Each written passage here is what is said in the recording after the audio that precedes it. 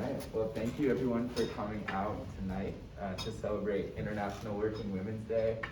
A great holiday that has historically celebrated working class women all around the world. And, in the US, we see a rise in the labor movement, but also a rise in various different hate movements. So we are really, interested in hearing these wonderful working women's thoughts on the labor movement and the sort of moment that we're in general. So I want to welcome Chelsea Bland at the end there from the Metro DC Coalition of Labor Union Women. Chelsea is a proud Black, queer, rank-and-file union member working to leave her mark on the labor movement. She's a strong advocate for LGBTQIA+ rights and for supporting spaces of intersectionality within the movement. Chelsea currently serves as the president of the Metro DC chapter of the Coalition of Labor Union Women, as I mentioned. And this chapter works to really elevate the voices, the stories, and leadership of labor women and femmes in the Metro DC area. And she's a 13-year member of the Office and Professional Employees International Union, also known as OPEIU. And she served in various roles there, such as leading the LGBTQIA committee chair and the union steward for the American Federation of Government Employees. So welcome, Chelsea. Kristina, to my right here, is the Economic Justice and Capacity Building Director at the Asian Pacific American Labor Alliance and the Institute for Asian Pacific American Leadership and Advancement. Kristina oversees the development, planning, and execution of APALA's campaigns and programs, and she works to foster the growth, sustainability, engagement, and effectiveness of APALA's network of chapters and pre-chapters across the country. She's also coordinated the field operations of several national women's organizations, utilizing an intersectional framework and campaigning on a wide range of progressive issues. So welcome, Kristina. Jessica Tamayo here is the president of the the Labor Council for Latin American Advancement, my apologies. And Jessica here is a Salvadorian immigrant who has been committed to the Latino community. And in addition, she's an organizer with 32BJ SEIU, which are great friends of ours since we have the SEIU here at AU representing the staff union. So one of her primary responsibilities there is to educate workers on their labor rights and regulations that ensure their safety in the workplace.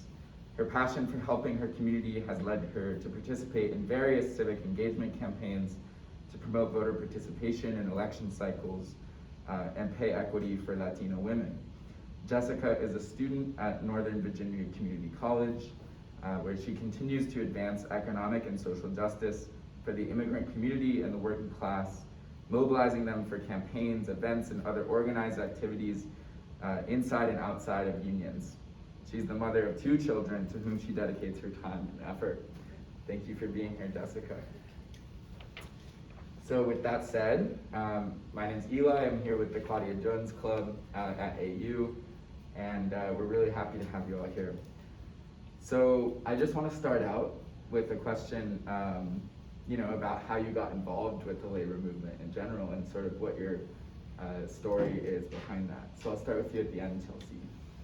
Okay, so welcome everyone. Thanks for having us. This is fun. This is my first, I don't know about y'all, I've never been on a panel before, so I'm like, okay. So I got involved in the labor movement because I started working at a union. I mean, to be quite honest, I didn't know anything about labor unions before I started working at my employer. And it's a closed shop, so when you get hired, there's a union there. And as Eli mentioned, I've been a union member it'll be my, I put 13 years because I want to be accurate, but next month it'll be 14 years that I've been working there and a member of OPIU Local 2.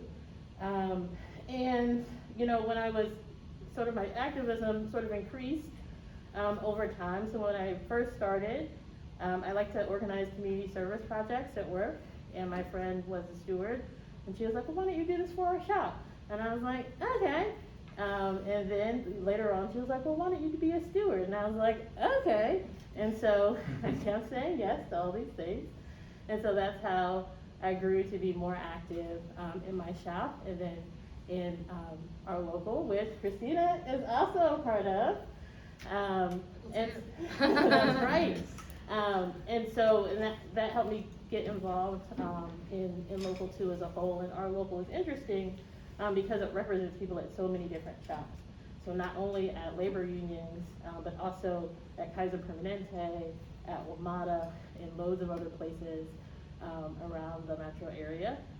And so we get the opportunity to meet folks who work in different locations. And so that's how I got started. And, you know, I'm a rebel rouser at work. It's my favorite thing to do. And so, yeah, that's me. Awesome. Thanks, Kelsey. Sure. Jessica. Good evening, everybody. Thank you for inviting me, and it's my first time also to be panel. As immigrant, my first job was in construction. I was a student lawyer in El Salvador. I would be like, but my parents bring to me here. You know, as immigrant, we need to learn English. It's as one of the the challenge we have as immigrants to learn is economics, right? And we don't know what to write. And my first job was in construction, as very hard job, but I was crying and saying, no, but I need to learn English. And my job was La Luna. It was a marine contract, and they give me the opportunity to learn English, improve more. And always I say, this is my American dream to learn, and this changed my life. And that's why I'm here. I know there is different lawyers in Salvador here to start like zero, and involving more with as her like steward, learn more about the laws here in the USA, the worker right. I saw how discrimination, sexual harassment in the workplace, especially in construction. It's not a lot of women in the construction side. And that's why I started to involve more. And LACLA is a labor country for Latin American bands. They give me the opportunity to grow up there. There is my school, my house, because I was coming in USA like 14 years ago, and this is long way for me now. And after I started with Inter and LACLA, involving more, educate other students, other side, construction side, and after 2 years, I started to get another certification. I work as safety in the construction side departments and translate other workers not have any English, and always involving. And that's why applying like La Trabajadora Fellow is like educate me more about how to negotiate a contract, but the salary, and how to educate other women to have a voice in the workplace. That's why. Great. Thanks, Jessica. Kristina. Yeah, I think for me, I think I sort of started strongly identifying like as a woman, as a feminist, like that was like my organizing and political home for a while. And then I realized the influences that I had that shaped me, like my mother and my aunties, immigrants from the Philippines, their experiences and what I thought made them so strong were not necessarily represented in the leadership of those organizations. And I came to Apala, and it was a really affirming place for me to be, not only as an Asian American, but also I think there are particular challenges working in a nonprofit sector. I think the challenges look different. The boss has different tools that they'll use. But I found it, as I said, very affirming place to be, and I actually got to be involved in unionizing our workplace into OPIU Local 2. which we did during the pandemic while other people were like doing their sourdough starters. We were unionizing. And it's been a really great experience talking to other nonprofit workers about what a union, what a collective bargaining agreement could do for them. Great. Thank you all. And going off that, what are some maybe unique challenges that women face in the labor movement specifically?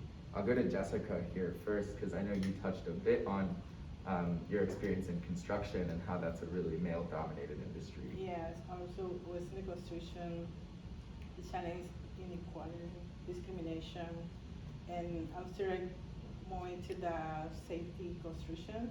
It's more of men, and they say, how is the Latina woman is here? Only it's me, Latina, and the other lady was American Black, and there's not too much diversity, but we always say something negative things. And I remember one day it was the one guy is say, can you hold the cup for the urine? He say, and always cry because they men nasty and not respect women. And they say, this is only white men in the construction come on power the women. But there is to be more for me.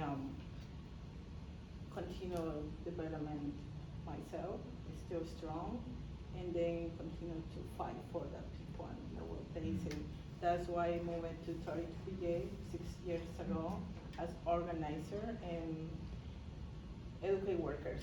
It's my goal, and say this is the future. We need to change the future. People have more voice in the workplace.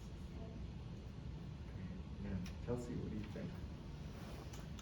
Yeah, I was thinking on this question. It's interesting. I think Kristina touched on it. I work for a union, and I'm also a member of a union. So you all caught me at an interesting time because we're in contract negotiations, so I'm feeling spicy. It's interesting. Different workplaces have different treat people differently based on sort of like what the climate is.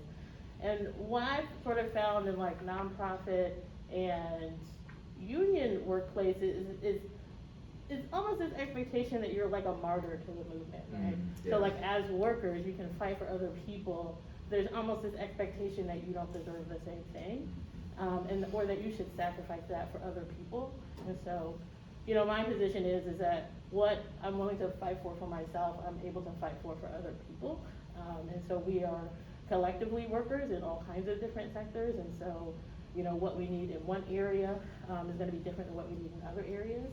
But our strength comes from joining together to fight for all of those things. And so, to be quite honest, the boss is the boss anywhere you go. So, maybe it's not quite, Howard Schultz Starbucks or Jeff Bezos Amazon, but I mean, there's still, it's still a little, you gotta look at them like, okay, that's not gonna work for me, okay? And so, always sort of like remembering that. And I think as women and femmes in the workplace, I mean, similar to what we may experience inside of community is like this expectation to take on more, and be the caregivers and all that sort of stuff, even in the workplace. And so I think that's something that we have to, push back against as well. Yeah, I think to just add on to what folks are saying, I think it's a really interesting dichotomy, because there's you're underestimated and overestimated. You're expected to do more, but also not expected to be a leader in some senses. And so, I don't know, I think about oftentimes for women from immigrant families, from families of color, there's often disproportionate caregiving responsibilities and not really access to paid leave or things that you need to be able to care for yourself or to care for your loved one, however your family looks. And that being said, I also draw a lot of inspiration from women organizers. They're always the most courageous and badass, and I don't want to expect them to be that way always, because that's not human, and we are. But I think looking globally at a lot of labor movements that exist and the gender-based violence and harassment that occurs when anyone, but specifically like a woman steps up, like the risk is grave. And oftentimes they're still willing to take that risk, and it is always impressive and inspiring and humbling. Great, thank you. And you know, on that note, I think right now we're seeing a huge resurgence of labor movement organizing, and you know, these massive campaigns, whether it be Starbucks or Amazon or you know, Trader Joe's. But you know, I'm curious, what kind of shortcomings do you see that need to be addressed in terms of, you know, working to better include women in these organizing spaces? And essentially, you know, how do you see the labor movement right now maybe needing to center around some of those voices that you mentioned? Chelsea, I'll go to you first. I think it's a great question. Sometimes I think, when I kept thinking about this question, the first thing that kept coming to my mind was like, sometimes we gotta tell cis men to get out of the way. I mean, I don't know how we're gonna get around that, you know what I mean? You know, we can, you know, there's always things that we can do to organize in order to push our voices, you know, higher within the movement. And also we have to recognize that there are also some people in the way. And so I think being in spaces where we are collaborating, we have, you know, these constituency groups that, you know, work to elevate voices and experiences of folks who are most marginalized. And I think we have to keep pushing that forward in terms of the labor movement, and that work is already, it exists, you know, and so being able to elevate those stories, those organizers, there's lots of different, you know, creative things that are happening. I was reading where coworker.org has organized like an organizer fund, and they have given out like more than $480,000 to organizers. And so, you know, how do we get more creative in the House of Labor, so to speak, in order to take on these things that are different than what we've traditionally done? And so I think that, you know, that's something that we can do, and also start looking to people in the eye and be like, okay, thank you, all right. Right. Kristina, what are your thoughts? Yeah, I mean, right now the AFL-CIO has a woman who is president, which is like the first time in history, probably. Yep.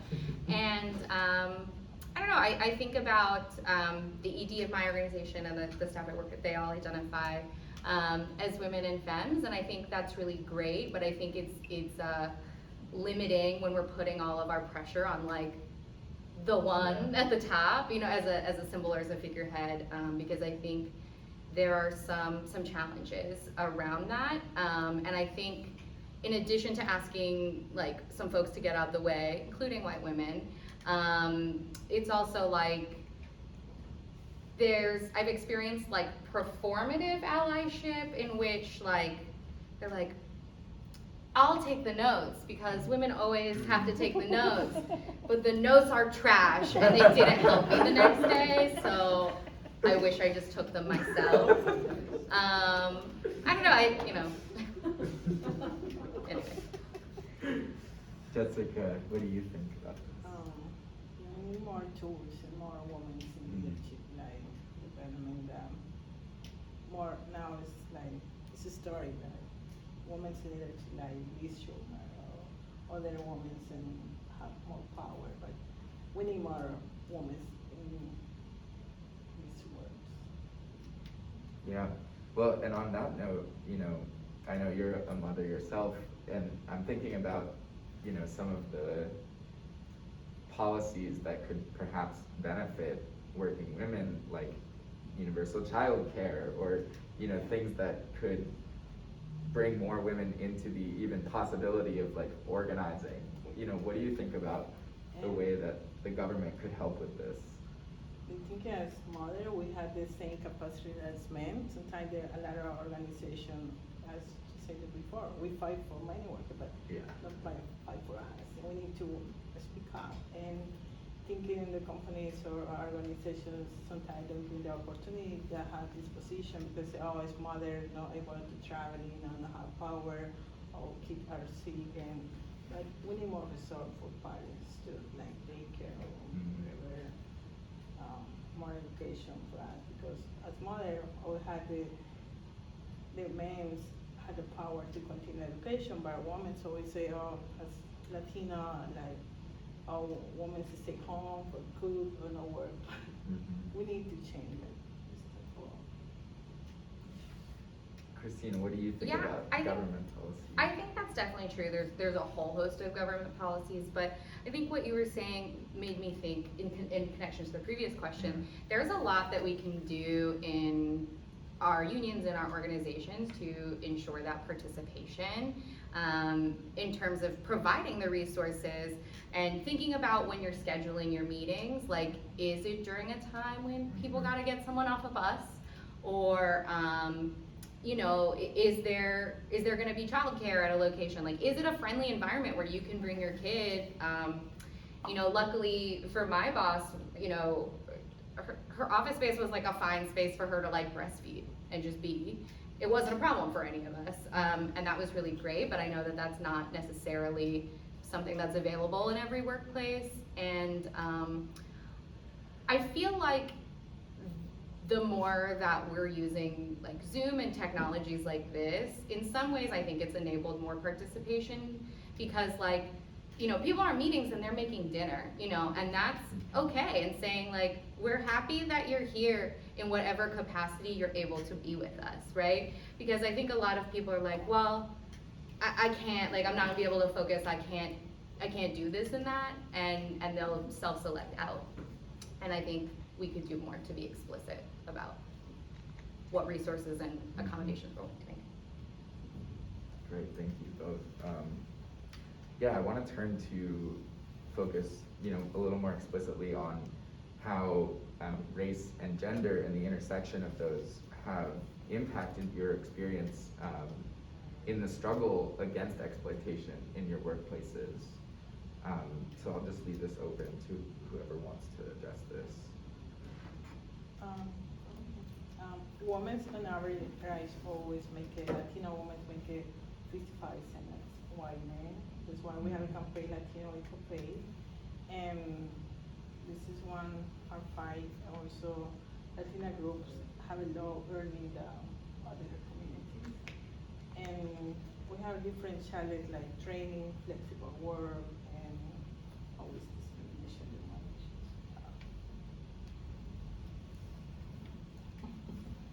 management. Yeah, in thinking about this question,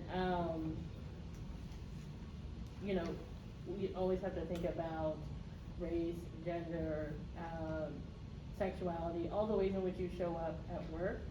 And it does impact I think to some degree, your ability to speak up, right? So for me, you know, I have a level of seniority at work and I have a union, you know, but that doesn't, I still think about, you know, if I bring something up, I'm gonna look like the angry black girl, right? And so I have to like hedge my bets. How many times have I looked like the angry black girl this week? Maybe I'll sit on this other thing that I take issue with, right? And so that's sort of like a real way that we do sort of like censor ourselves in the workplace, right? And so, you know, it becomes difficult because you wanna be able to speak out against things. And then also, you know how you'll be perceived based on your race, based on your gender. And so we like to think especially in our progressive workspaces, that those things don't impact you, know, but they do. I mean, the same things that you face, you know, out in the world are gonna be the same things that you face at work. And so, you know, the labor movement as a whole has to do more to be able to make sure that our own workplaces don't have those sorts of things happening, and that we clamp down on that type of stuff, and we'll be able to help other workers that we're trying to help organize and, you know, get contracts and all of these kinds of things. I think for Asian American and Pacific Islander folks, it's a little bit challenging because in some ways our racial category is like manufactured, but in other ways it's like very real and important for political power. And so what I mean by that is we are a group of people that speak hundreds of different languages, are from very many different countries, have very different home country politics, And yet, we're supposed to like all be one model minority, and that's not necessarily the case. I think I want to take this opportunity to plug, if you guys are looking at data disaggregation is probably one of our larger challenges for Asian American and Pacific Islanders in this country, because when you look at everyone averaged together, it tells an inaccurate story. It says that we're crazy rich Asians. Some are. A lot of people are not, and it depends on how they came to this country and a number of other factors. And when we look at that aggregate, we're missing all the details of all the other communities that aren't getting support, and they're not really statistically significant in the whole United States, so people are quick to write us off and say that we're fine. And it's an organizing challenge because you have to push back against it, because we're often used as a wedge to say, those are the good Asians, those are the those are the good minorities, those are the successful minorities, like, why can't y'all be like, and we're not all like that. And I think it's also a challenge for us, because I think it's deeply internalized. If you don't learn that, then you're like, for me, why aren't I good at math? Like, why aren't I more successful in this way? But that's not the accurate story. Can I add one more thing? Yeah. I was looking at my notes.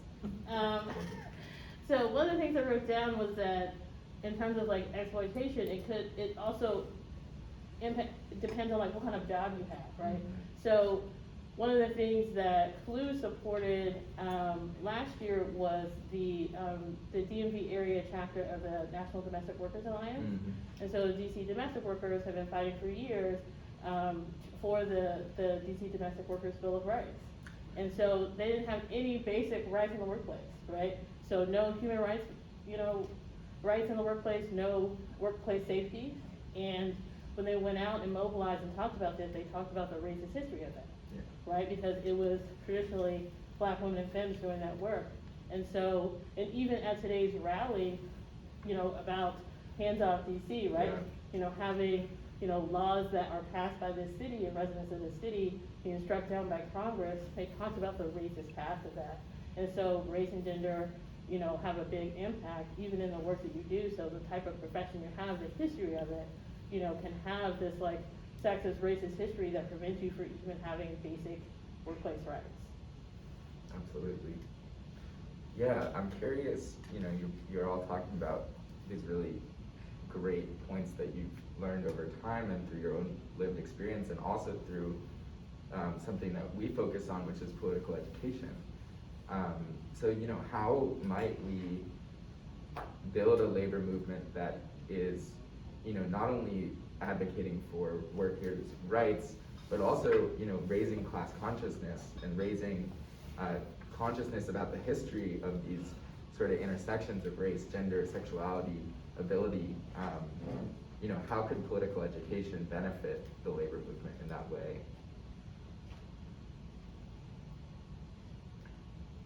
Immensely.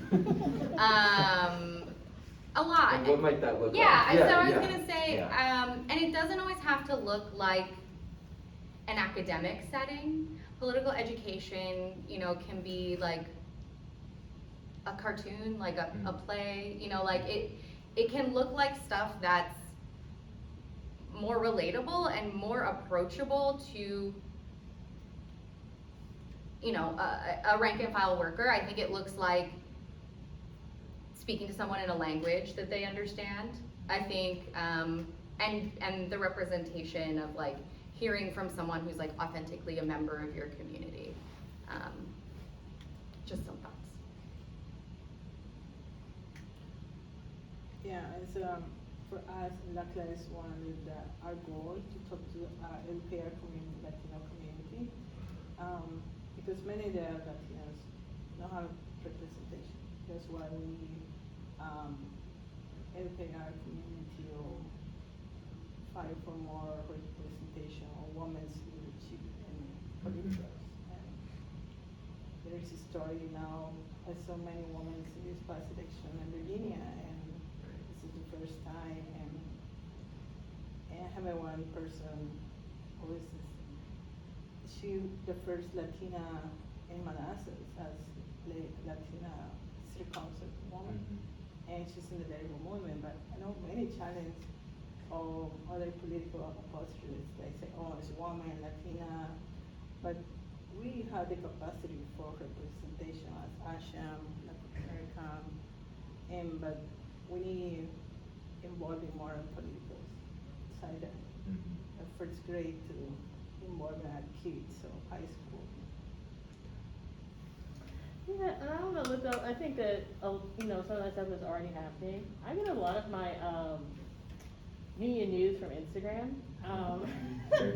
And, you know, I find that, you know, workers are organizing in so many different areas. I learned that, like, workers at Home Depot are trying to organize, like, who knew? Cool. You know, and the lesbians love a good, you know, stop and shop on some, you know, buildings and stuff. So I prefer less. Get organized too. And I also saw where student workers at a university were organizing, who worked in like the dining halls and stuff. And in the interview I was watching, they had this level of class consciousness that I don't think I had when I was in college. And I think that the way that we talk in our shops, I think that, you know, we sort of use terms that we're familiar with, so, but I think that we can connect those to a class struggle, right? So the issues that we're talking about, and like I said, y'all caught me, you know, in contract negotiations, and I don't have a lot of nice things to say right now. But the things that we're fighting for, when I think about those things, it is about the boss trying to withhold something for you just because they can, right? And so, you know, when we talk in, whether we're, you know, bargaining contracts and organizing, you know, our folks, I think connecting the issues that we're having to that class struggle, I think is a way to help in terms of political education. I would love for us to get away from saying like, oh, it's not a Democrat or Republican thing. Yes, it is. Some of these people are terrible. Right. You know what I mean? Like these folks specifically are doing really terrible things to harm us. And so I think that we have to, you know, work to be more honest about those things. This whole Big Ten idea, I think, is just inaccurate, right? To me, when I hear like, oh, we want to be a Big Ten, I just hear we want white people not to be upset. I mean, if I'm being honest, right? And so we have to be specific about the things that we're fighting for and make sure we're centering the voices of those who are most marginalized, because that's going to lift the condition for everyone. Of course. I know I said it's like not always looks like academia, but for me, like history has always been a really like important teacher and like a really, really affirming. I think I used to feel like very isolated as like a leftist labor Asian, and then I learned about, you know, all of these incredible like organizers like from the 60s, you know, and it doesn't have to go back that far. Like even learning about campaigns that are ongoing now and like who's leading it and who's taking power outside of like traditional organizing or traditional structures, like hearing other people doing the thing is like really inspiring and makes it feel a lot more attainable.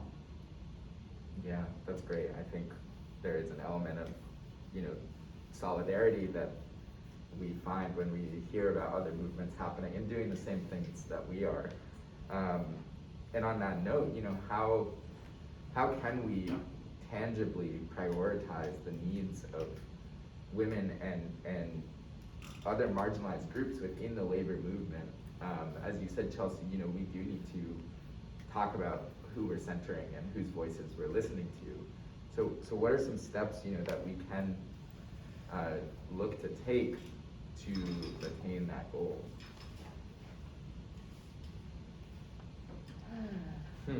Big question, I know.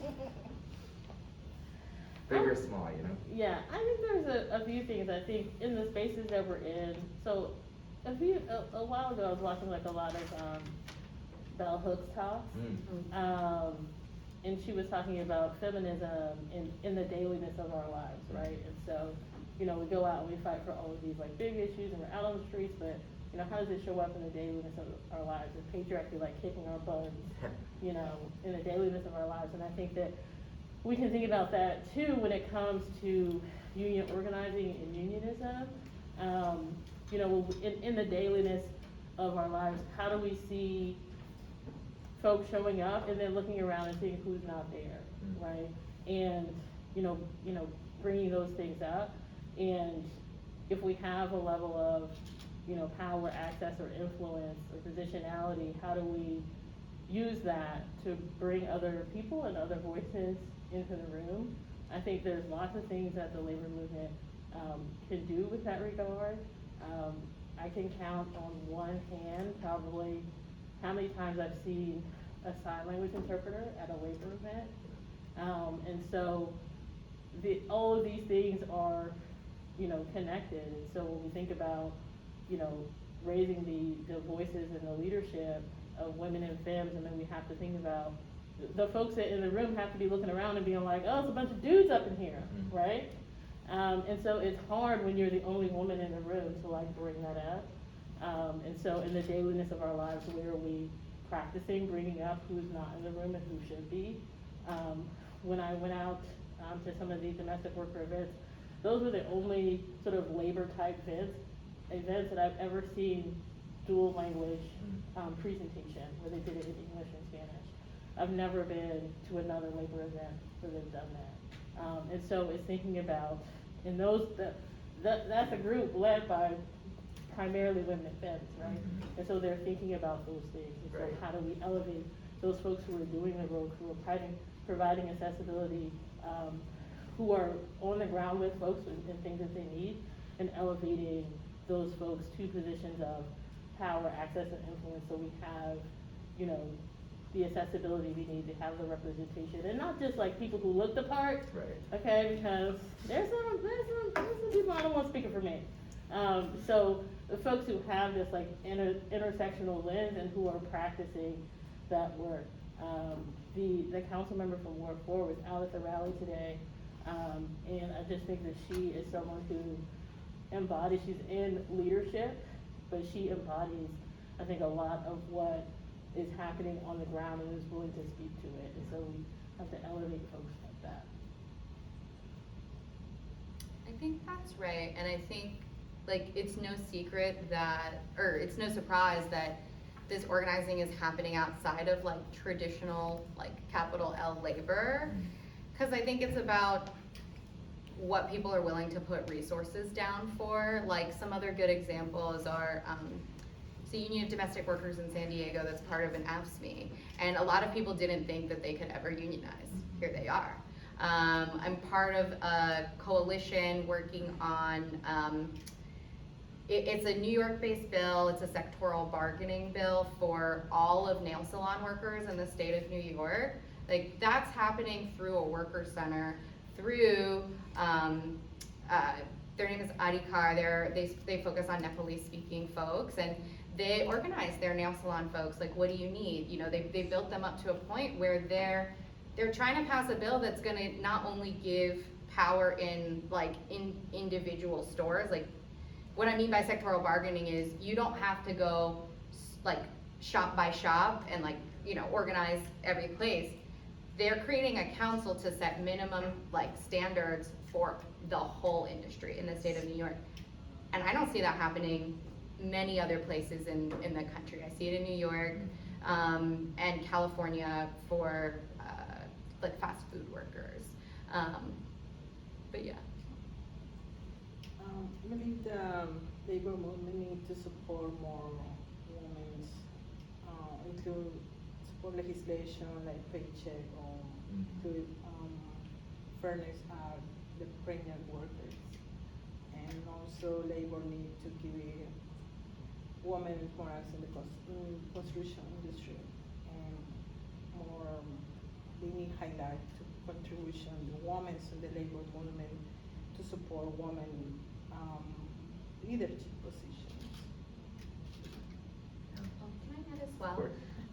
One thing I experienced like working on like more like the women's movement side is that I didn't really grasp until I came to labor is that around paycheck fairness issues, a lot of times they're like, women are just not good negotiators. Like we need to teach them how to be more assertive. That's an individual solution, right? And depending on what other identities you're showing up with, you are more or less successful at being able to be assertive in certain ways. And I wish that I knew sooner the power that a collective bargaining agreement brought and how much easier it is to stand up for stuff when you know you have everyone else behind you as well. And so, you know, I think all of that's good for the labor movement. What I want to say to the women's movement is you can't approach these problems individually because we all are showing up in our own ways. Yeah, great. I think that leads into a really important question. When thinking about the ways that unions not just support workers who might be a member, but also, you know, workers who might not be members. How might we start to build solidarity across difference in the labor movement and outside of the labor movement? Because I think it's really, you know, it's one thing to, you know, change the inner workings of people who are already in the movement, but like, how do we reach people? Like the private sector, for example, is only 6% union member density, right? The lowest in the history of that being measured. So it's clear that we are at a point where we have this increase in visibility of union organizing, but the numbers are still declining. So how do we reach those people who maybe aren't yet involved in the movement?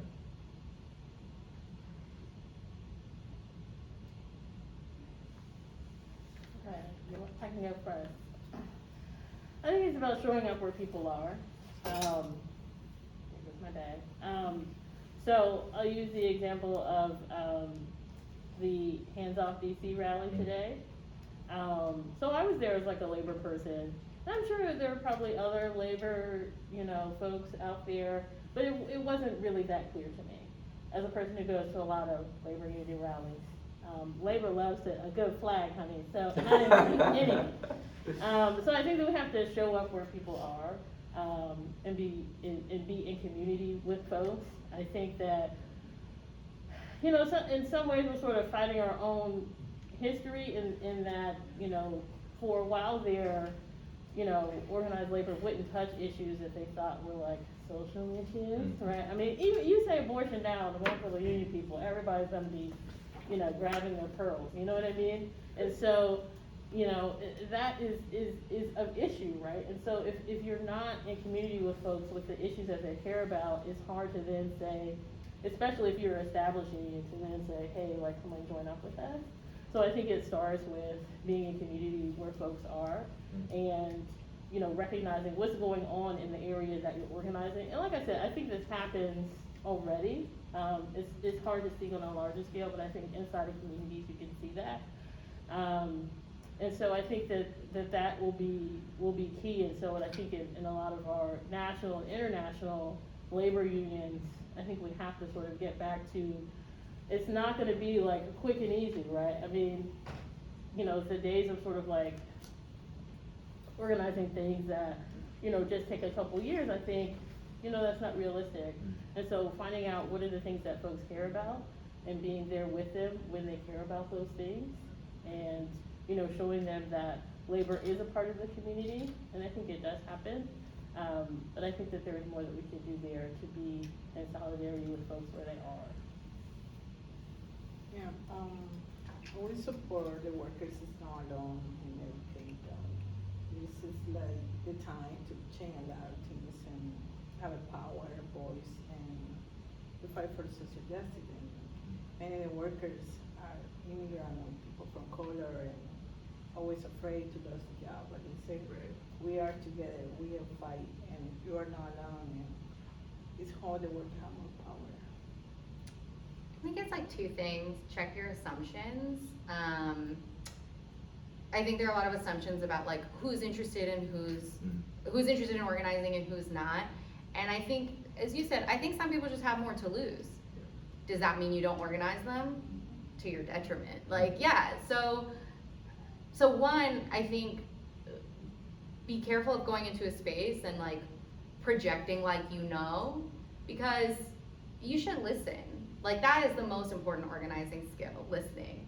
Because when you are able to identify what someone cares about and you're able to connect it to the larger thing, when you're able to hear what makes them fearful and you're able to say, that could happen, but like XYZ is the plan, right? They're more able to move with you, and you can only move at the speed of trust, and it takes a long time to build that. I think the other thing I want to say is that I'm continually surprised by how long like change takes, like how long campaigns take, how you're fighting, you'll take 2 steps forward and 1 step back, and I think it used to really frustrate me.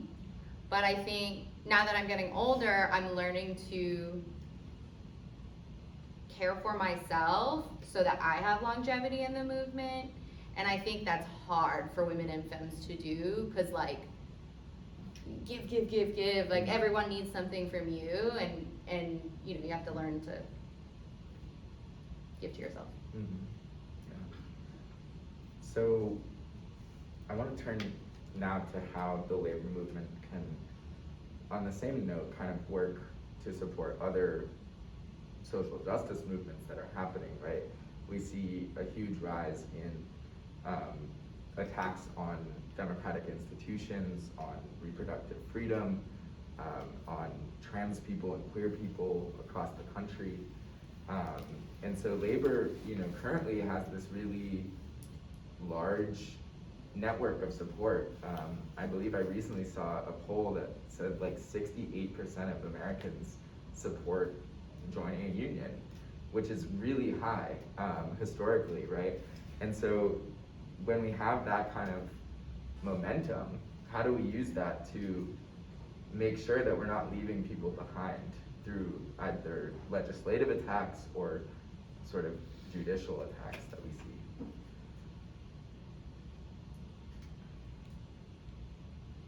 You just had great questions.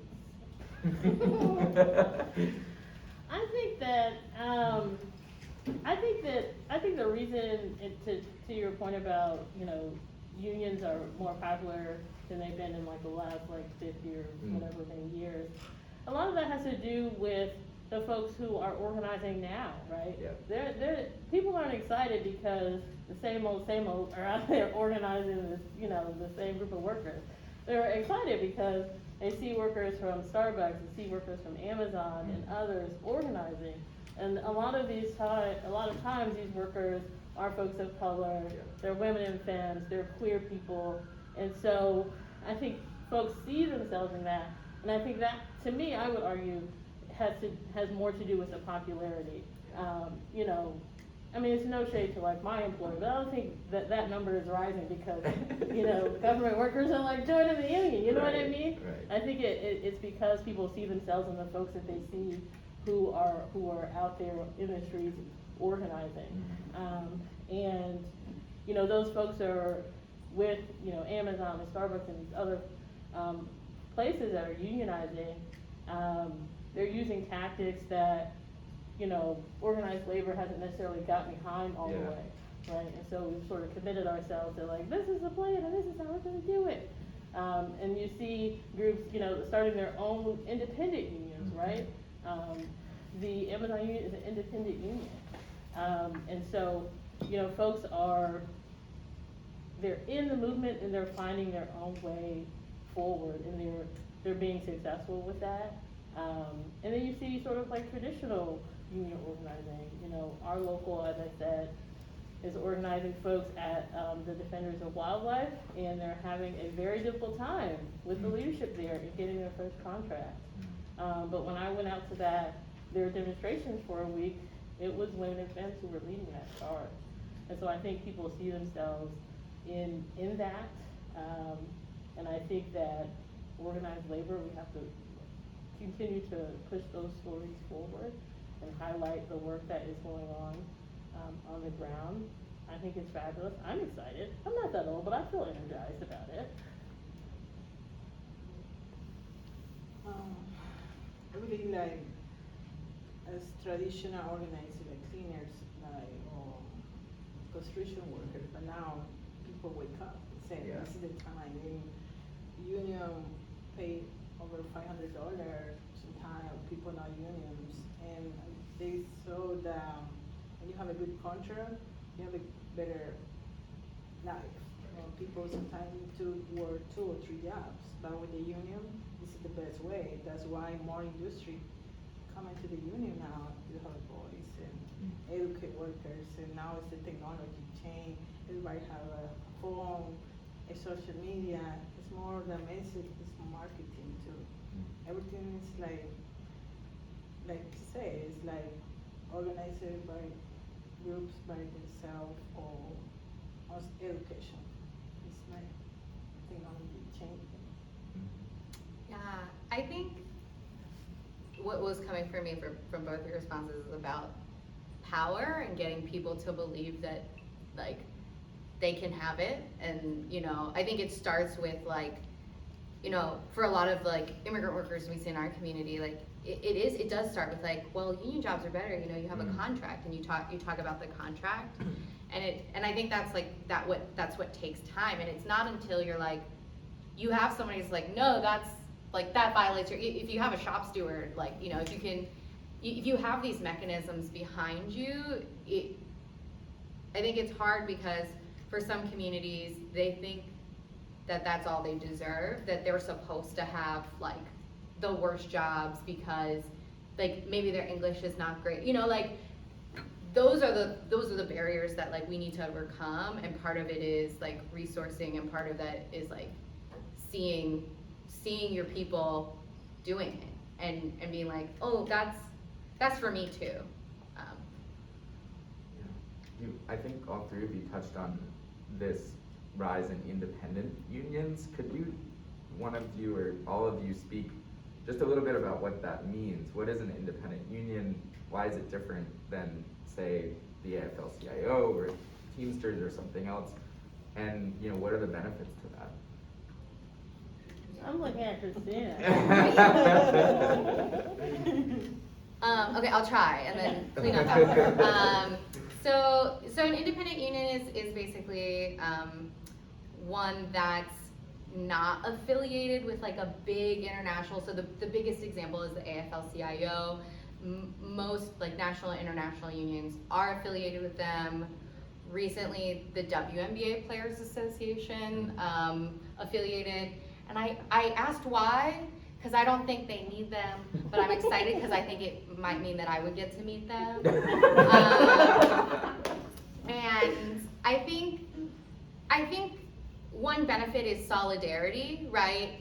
Because you're able to call upon, like a whole host of people from a lot of other industries to have your back, like, when your struggle comes. I think the limiting factor is that there's politics, right? Power shows up again, and it has to be questioned all over again. And it's really due to like, when you're not getting what you need from the people who you're supposed to be supporting, I think then you be supported by, then, I don't know. Did I do that? Yeah, I think it has to do, so like, when you go to like organize your workplace, if there's no union, a lot of times you'll shop around, right? And so I recently had a member join our DC chapter of Flu, who works at Fresh Farm, and she talked about how they interviewed different unions, and so they ended up going with the UFCW Local 400. And last year we had a book talk with Ellen Cassidy, who was one of the founding members of the Working 9 to 5 movement that organized office workers in the 70s and 80s. And so she too talked about how they shopped around and looked at different unions and interviewed their organizers and such to see if it would be a good fit. And so I think when it comes to independent unions, I think you have those conversations, and then, as Kristina said, depending on like what they're willing to invest in what you want and what you need, you can go with someone that's more established, or you can say, we're gonna build this thing from the ground up, baby. So, I mean, that obviously is gonna be more difficult in some ways, but it gives you the opportunity to build something that is unique to you and your workers. So for, a place like Amazon, I mean, there's a gazillion employees, right? Yeah. And so you have the potential to be able to build that up from the ground up. So I think it's you know, and folks are realizing that, right? That you don't have to go, you know, with the established, you know, unions, that you can build something from the ground up. And the Amazon union has a lot of support and solidarity from other unions across the country. And not all unions are affiliated with the AFL-CIO. Right. And the AFL-CIO didn't used to be all one Right. organization, right? So I think it has to do with, you know, what is it that we need as workers? Are there folks out there who are willing to invest in those needs, or do we need to build something from the ground up? Great, makes sense. As a last question before we maybe turn to the audience for some Q&A, I guess I just want to end on like, how do we continue the momentum that we have? And you know, I think historically we've seen a lot of co-optation of labor. We've seen it become, you know, take the radical parts of it out and sort of bring it into the machine. And as you said, you know, party politics come into play. So how do we continue this momentum that is more militant and more radical than we've seen in a long time?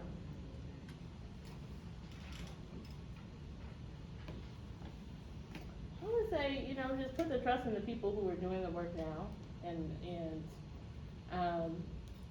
I think sometimes in like established labor places, they're like, we've gotta pass the torch. I'm like, y'all not passing nothing, okay? Folks haven't already gotten it together. You're gonna get Yeah. left behind. Yeah. And I think that in established labor, I think that's what we have to recognize is that folks, especially, you know, on the heels of a pandemic, you know, our priorities are different.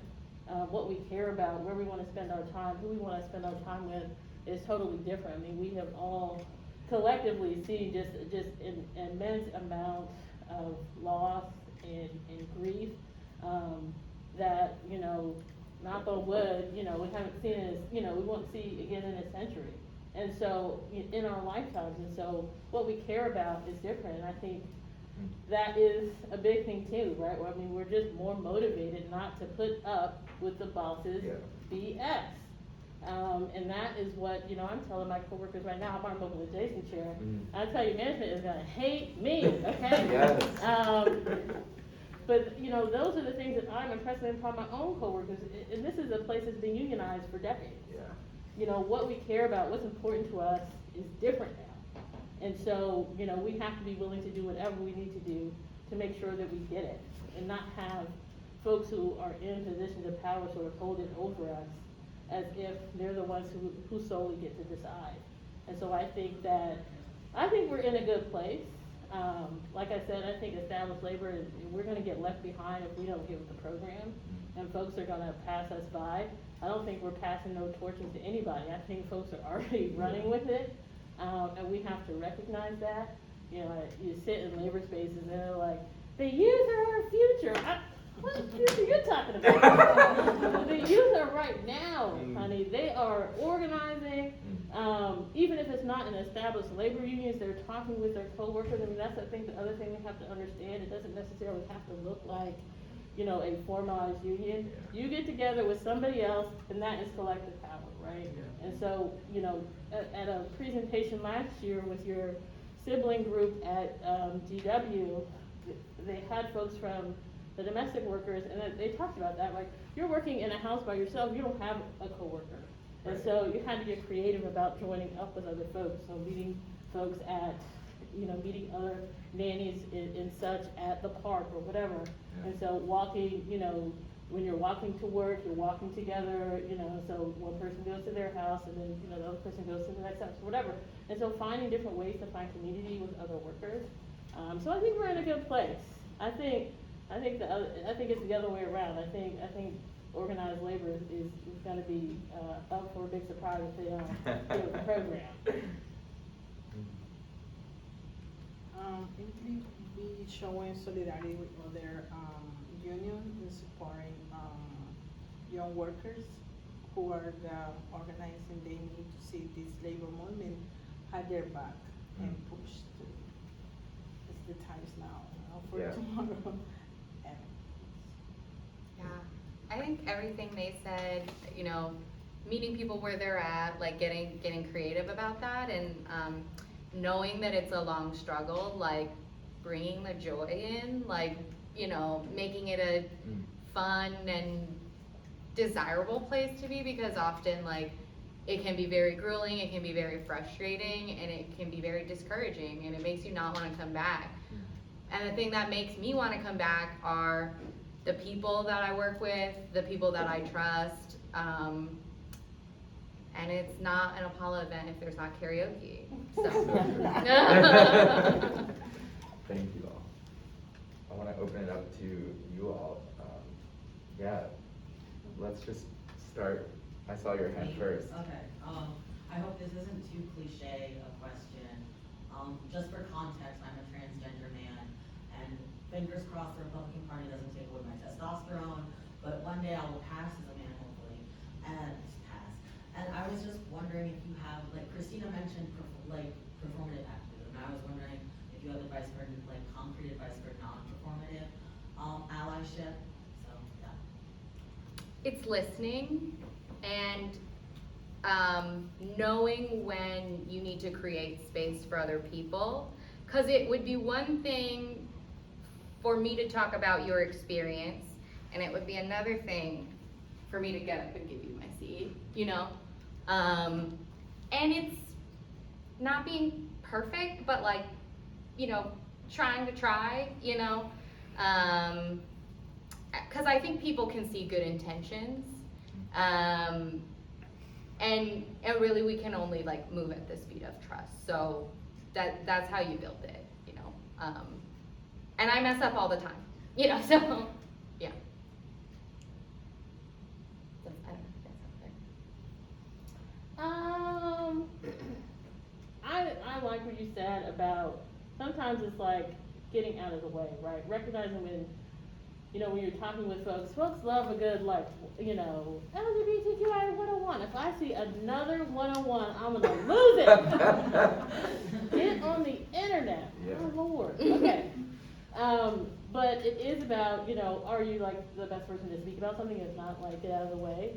And also, I'm looking at my friend Jamie who came with me, and, you know, we worked for a pride organization, and we didn't like the way that we were being treated, especially our trans siblings, and we got organized.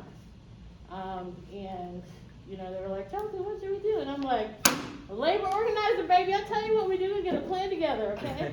And so, you know, being in solidarity with other folks and willing to sacrifice something. And so, you know, when we were in solidarity, you know, with our friends in that organization, we walked away from it because they were not doing enough.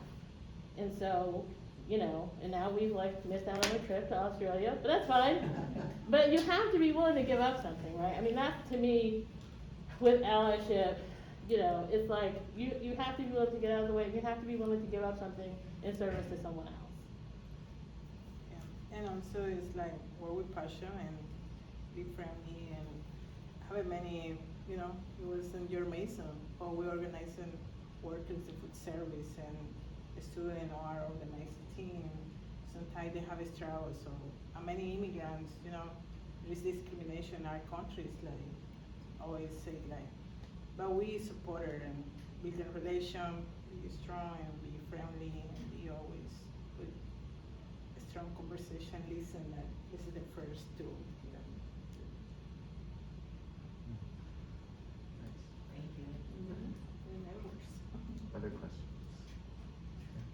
So, you mentioned that only 6% of the private sector is actually unionized, whereas 60-something% of Americans are actually, or in support of labor movements and such like that. So I'm trying to like piece together like how we can sort of like combat such a low number in the private sector, and whether that's like actual just fear of people in the private sector willing to put together the steps necessary to get their coworkers together to organize, whether that's general lack of access in the private sector versus maybe in the nonprofit sector, for example, and sort of like the collision between those two things. And then another layer to this is sort of like the trend in like more leftist people joining nonprofits, whereas more conservative people tending to go into more the private sector and sort of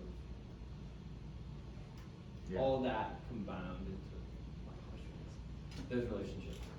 I feel like my answer is like the boss will spend so much more money to defeat you any which way you can. Like, I have a friendly employer, but they'll bury me in paperwork anytime I ask for something. I'm like, I'm already working so hard for you. This is in my contract. Can you just give it to me? They're like, no, can you please itemize every single time, something, something, something. And that's important to do, but like, it takes time, energy, resources. And like, that's just like one little example, but you know, it happens on a much bigger scale when you're thinking about like corporate environments. Yeah, I think the money thing is a huge piece of it. And it's not to say that it doesn't happen. So you can get organized, right? So like we see Starbucks workers, right? They've organized close to almost 300 stores. Management will not come to the table with that, right? And so that is like the next big hurdle, is not only getting folks organized, but are they gonna be committed, you know, for 3, 5, 10 years down the line possibly to be able to get a contract on the table. And then all that time, management is firing your organizers, they're intimidating them, they're holding these captive audience meetings and all this type of stuff to, you know, intimidate folks. And it's like, you know, most of us are not going to work because we're like, God, best thing that ever happened to me. Most of us are going because we gotta put food on the table, right?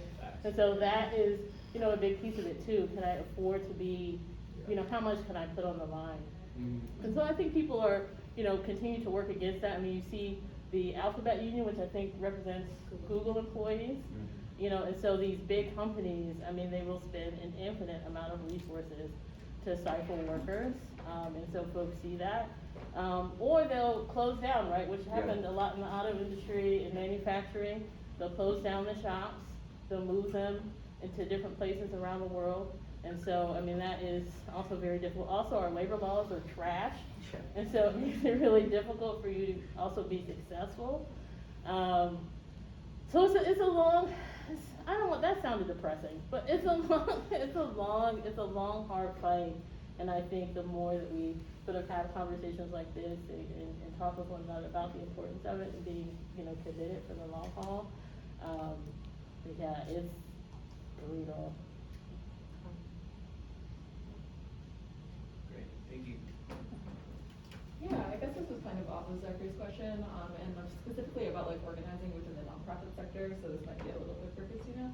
How do you feel like the culture of martyrdom has affected labor organizing within the nonprofit sector specifically, and like what were some of the unique challenges of organizing? The biggest tool of like a nonprofit boss is tears, like white woman 100%, tears. yeah. Like every day. And it goes to like performative allyship too. It's like, if you just wanna do what's right, like do it then. Like, but you know, they get so caught up in the feelings that it's like hard to sidestep that. And then I think it's like, they know that you care about the mission, right? And so it's like, well, why you wanna ask for this? Because they make it seem like something else is not gonna be able to happen, when the reality is, you're not gonna be able to be successful if you can't keep people here with institutional knowledge, because the issues we're fighting, you know, same thing with like the labor movement, like the issues that a lot of these nonprofits are fighting are long haul issues, but they are not equipped to operate that way. And so, and I think there's also an assumption among the workers that like, they wanna be generous and they wanna assume good intent. And I think that's true. Like, I don't think every union organizing campaign has to be adversarial. You know, it doesn't, ours wasn't. It wasn't always easy, but it wasn't, we were voluntarily recognized, like we didn't have to fight in that regard. But I know a lot of people do. And to add to the long list that Chelsea was saying of why things are hard is, I know a nonprofit that basically wanted their unit to like go to the NLRB, the National Labor Relations Board, like under Trump. So you don't wanna go when the composition is that way, cause you're not gonna get what you need from it. And so, also and then when I talk to other folks at nonprofits, I find that their first solution is often an open letter. Yeah. Always. For some- And like, to what end? And, you know, there's also the challenge of like the board politics as well, because it's like, who has the power, your executive director or the board? If your executive director's trash, like, if you don't have a connection to the board, they're probably gonna back them. Like, it's kind of understanding those power structures and understanding escalation, right? Like, I feel like an open letter is very public, and then it triggers all these shame feelings, when it could have been maybe something a little more gradual. And then, sorry, the last thing I'll say is, oftentimes, like, working class folks don't get to work at nonprofits because in order to afford to work there, you have to have some kind of familial support, so it's layered. But possible. Thank you. I have a couple more questions for you later. Yes. Yes, Bennett. So this is a thing that I think about a lot. So like in the UK, the Labour Party first passed a pro-gay like platform because of the relationship between the miners union and lesbians and gays support the miners, and the kind of support that LGSM showed during the miners' strike in the 80s. And so I guess my question is, because labor has kind of an unparalleled power that really any kind of other group doesn't necessarily possess in the same way, how can labor use that kind of power against these kinds of like really reactionary onslaughts that we're seeing right now all over the country? Yeah. It's like this old world hunger question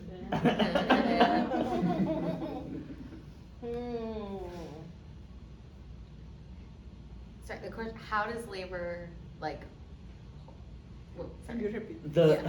How does labor use its power to push progressive like issues? Yeah. So I think when it comes to the question of like political power, I think labor could be doing a much stronger job. Like, I feel like, and I don't think this is the case in every situation, but it's like, this is our candidate, and then you work to get them elected and you never talk to them again, and then they pass something and you're like, why'd you do that? You stop talking to them. Like, once you get someone elected, that's when you really like, you are supposed to move your agenda, and it's hard to move in kind of like coordinated ways. I guess that's one answer. I think that, I would say part of the issue is that as a labor movement, we're not as progressive as we like to pretend to be. And I think that, so you can look at movements like the movement for Black Lives, you can look at, even in 2020, during the pandemic, folks were taking to the streets, and, labor was interested in, a lot of unions were interested in writing like solidarity statements, but what does their board look like? What do the folks who have power, access, and influence inside of their unions, do they represent the folks who are actually members? So I think that is part of the issue, is that, organized labor has a big political influence, as Kristina mentioned, but I don't know that it is as influential when it comes to these other issues, especially around queer and trans rights, especially around racial justice. I think that there's some work that happens, but I don't think it's as big as, when it's like their favorite Democrat. They want to get them elected. But where is that same energy and resources when it comes to issues that impact, folks who are most marginalized? I mean, the absolute assault on trans people right now is absolutely outrageous. And so as a labor movement, how do we use that political power that we have to be able to be in solidarity, you know, with these movements that are fighting for things that, you know, are literally trying to like wipe trans folks off the face of the earth. I mean, that is really what's happening. So that's a big question there. Also, I think that the labor movement need to be with the strategic with language to entail their problems and push on the political table. We need this regulation need to pass because our union always support political, but we need good representation. They give it to us how to continue our members and how to educate about these struggles people have. I would say too, it's like political inside our labor movements, and just to give a plug to all our constituency groups and the ones that aren't here, Pride at Work, CBTU, APRI, like we exist within the AFL-CIO and within the movement space to speak for our constituencies. And it's a little bit hard and it's a little bit tokenizing at times, and sometimes we are punished for views that we take because we stepped outside the lines, but that's our role. Like, I'll say specifically, Julie Sue is the nominee to be the next Secretary of Labor. We supported her in 2020. We got in trouble for it. People tried to take resources from us because we dared to support an AAPI woman who is amazing on the issues. And I think that's okay. I think that's part, I mean, it's not okay that they try to do that, but I think healthy struggle is okay. And I think that's why I'm really passionate about the work that I do in Apollo. I think it's why I love to work with my sisters up here in my sibling constituency groups as well.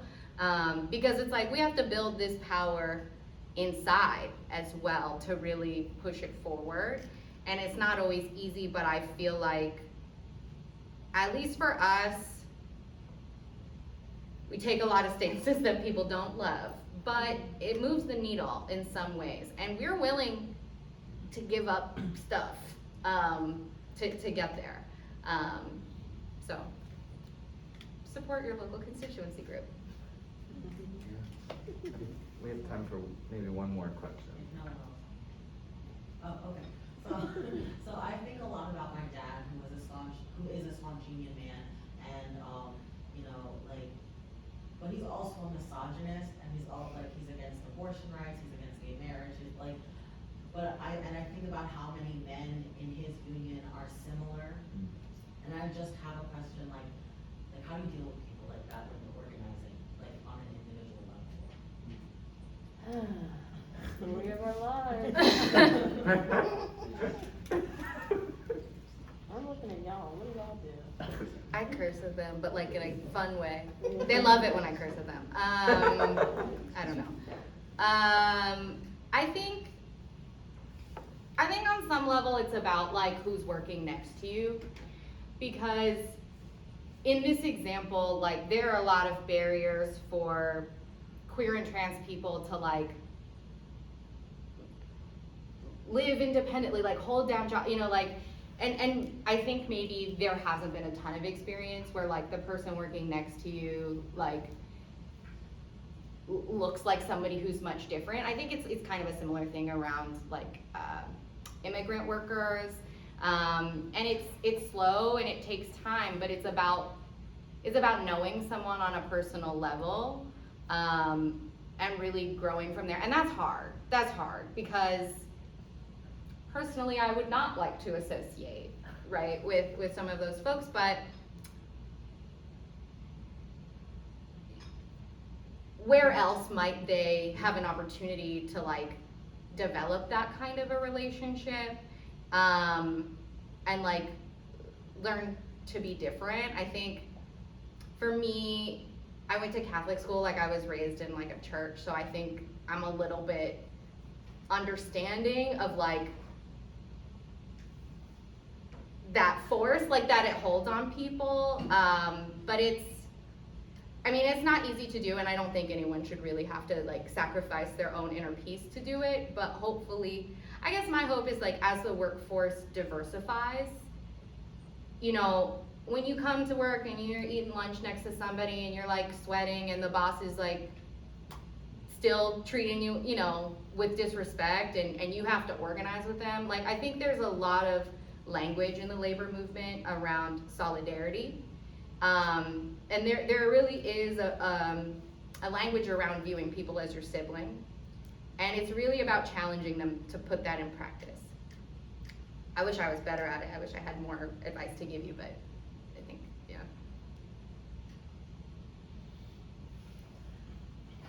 I would say, I mean, I think that there are, folks who are like similarly situated, so, you know, it's on, you know, white folks, right, to be talking to your folks and be like, hey, that's not cool. And also for, you know, the labor movement in general, if we can do more to reflect our communities and elevate leadership, even in, you know, workplaces or unions where perhaps most of the workers are like white cis men. Not everybody is, so you need to find the folks who are not and make sure that you are giving them the space and the platform to be leaders inside of that workplace, right? Because they have some similarities, right? We're working in the same place.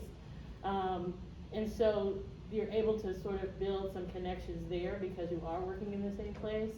I just saw like on Instagram, I told you this where I get all my union news,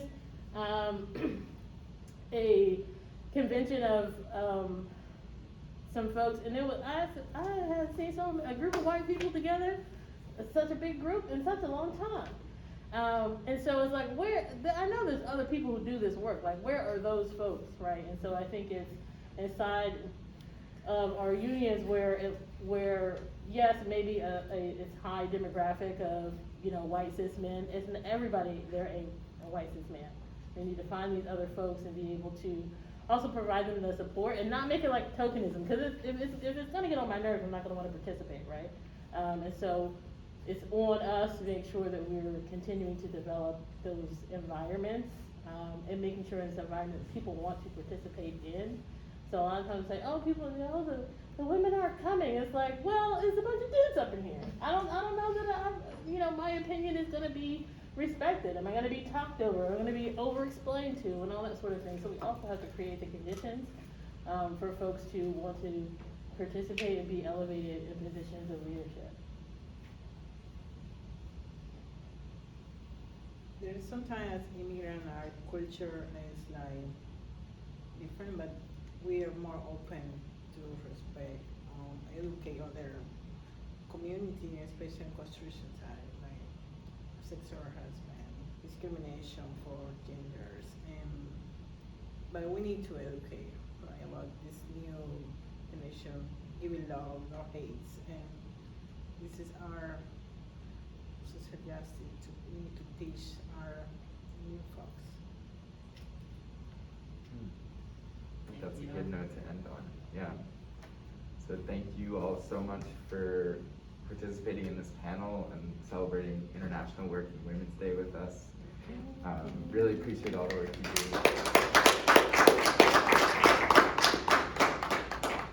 Thanks to everyone who came out. Thank you for the opportunity and continue their fight. You are the voice for the next generation. And as Imira, my dad said, you are my voice, you are my wind, you are flag. And because in the past, they never had a voice, but here, there is the educate other generation and my kids, and they have a power, better place to where live. Because my daughter have 14 years, she say, Mom, what is the next way for us? As I have a lot of friends, my daughter say, friends transgenders in my school, and I respect, I give it love, but some people don't respect them or the workplace, and she want to start to program. She want to be mechatronic engineering. She's start to in the advanced class in science and math. But some of the other parents as Latinos say, oh, this job is only for men. But my daughter say, no, this is the time to change my mom. This is woman power. Yeah. But this is the future. Yeah.